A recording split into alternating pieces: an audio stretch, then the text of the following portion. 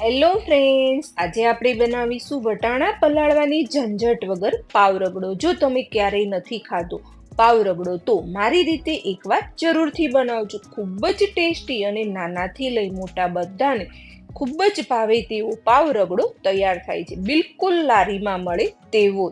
તો આ એકવાર રગડો જરૂરથી તમે ટ્રાય કરજો. તો ચલો ફ્રેન્ડ્સ, રેસીપી સ્ટાર્ટ કરીએ. અહીંયા મેં 1 કપ વટાણા લીધેલા છે. તેને આપણે કુકરમાં એડ કરી દેવાના છે. વટાણા ડૂબે તેટલું પાણી એડ કરવાનું છે અને તેનો ગ્રીન કલર જળવાઈ રહે તેના માટે 1 ટીસ્પૂન ખાંડ અને સ્વાદ અનુસાર સોલ્ટ. હવે બંને વસ્તુને સારી રીતે મિક્સ કરી દેવાની છે. અંદર આપણે એક નાનો કાંઠો મૂકીશું અને પાછું થોડું એવું પાણી એડ કરવાના છે. હવે મેં અહીંયા 2 નંગ બટાકાને છાલ ઉતારીને નાના નાના પીસ કરી દીધેલા છે અને એક બાઉલમાં મૂકીને આપણે કુકરમાં પાછા મૂકી દેવાના છીએ.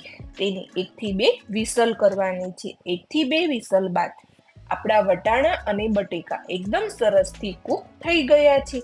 આ રીતે કૂક કરવાથી બે વસ્તુ સરસથી કૂક થઈ જાય છે. વટાણા આપણા એકદમ સરસથી કૂક થઈ ગયા છે. તો હવે તેમાંથી આપણે જે કાંઠો મૂકેલો હતો તે નીકાળી દેવાનો છે અને બટેકા બાફેલા હતા તેને અંદર એડ કરી દેવાના છે.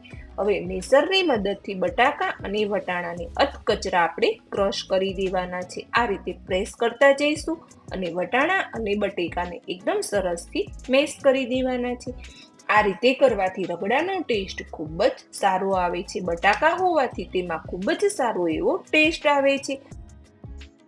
અધકચરું ક્રશ કરવાનું છે. બધા જ વટાણાને ક્રશ નથી કરવાના. હવે આપણે રગડો બનાવવા માટે એક પેન લેવાના છીએ. તેમાં 1 ટેબલસ્પૂન તેલ લેવાનું છે.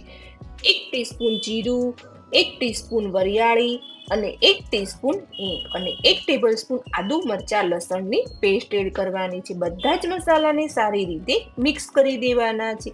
વરિયાળીનો ટેસ્ટ ખૂબ જ સારો આવે છે. 1 નંગ કાંદાને મેં ઝીણું ઝીણું ચોપ કરી દીધેલું છે.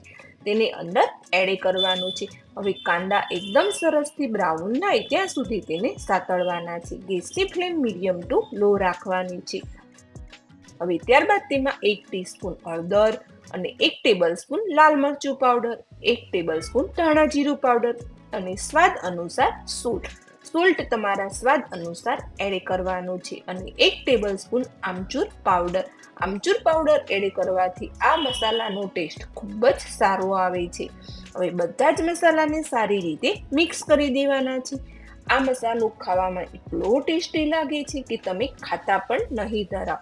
આપણા કાંદા સરસથી ગોલ્ડન બ્રાઉન થઈ ગયા છે. ત્યારબાદ તેમાં 1 નંગ ઝીણું ચોપ કરેલું ટામેટું એડ કરવાનું છે.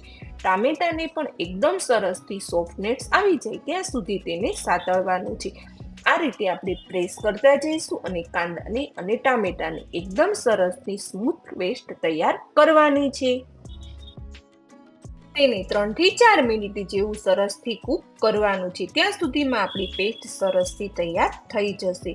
3 થી 4 મિનિટ બાદ બટાકા અને વટાણાનો રગડો એડ કરી દેવાનો છે. હવે તેને સારી રીતે બધા જ મસાલામાં મિક્સ કરી દેવાનો છે. હવે આ રીતે હલાવતા જઈશું અને મસાલા સાથે રગડાને સરસથી કૂક કરવાનો છે. આ રીતે 1 થી 2 મિનિટ જેવું મસાલાને એકદમ સરસથી પહેલા મિક્સ કરી દેવાનું છે. હજુ આપણો રગડો થોડો કડક છે તો હવે આપણે રગડાને થોડો ઢીલો કરવા માટે જે પ્રેશર કુકર હતું તેમાં થોડું પાણી, અડધો ગ્લાસ જેટલું પાણી એડ કરવાનું છે અને તે આપણે આમાં એડ કરી દેવાનું છે. જો તમારે વધારે ઢીલું રાખવું હોય તો 1 ગ્લાસ જેટલું પાણી એડ કરવાનું છે. હવે પાણી એડ કર્યા પછી રગડાને એકદમ સરસથી કૂક કરવાનો છે. તેને પાણી સાથે મિક્સ કરી દેવાનું છે. આ રગડો સુપર ટેસ્ટી બનાવવા માટે તેમાં 1 ટીસ્પૂન ચાટ મસાલો ઉમેરવાનો છે. તેને સારી રીતે મિક્સ કરી દેવાનો છે. ચાટ મસાલાનો ટેસ્ટ ખૂબ જ સારો એવો આવે છે.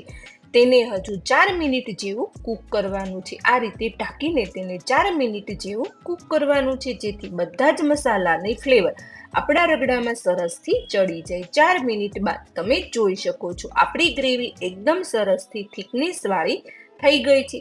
આ રીતની ગ્રેવી સરસથી તૈયાર કરવાની છે. આપણો રગડો સરસથી તૈયાર થઈ ગયો છે.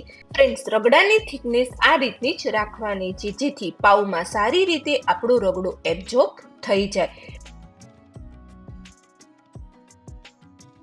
હવે તેના ગાર્નિશિંગ માટે આપણે થોડી કોથમીર એડ કરી દઈશું.